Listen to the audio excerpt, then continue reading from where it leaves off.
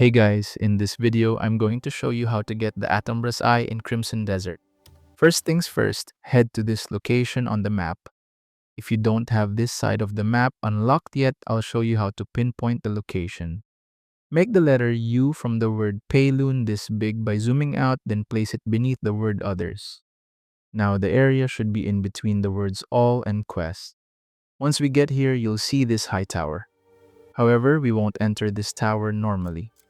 What you'll want to do is climb up there at the top where the tip of the tower cuts off.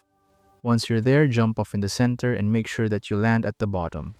It's difficult to tell where the cave since everything under here is identical.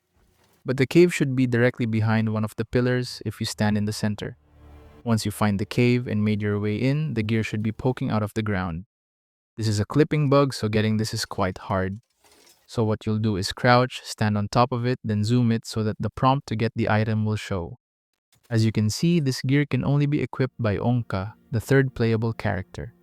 This has a 5-slot weapon with 28 attack and on its 5th level of reinforcement. This is a perfect base 2-handed weapon for him that you can customize immediately. And that is how to get the ATUMBRA'S Eye in Crimson Desert. Thank you so much for watching.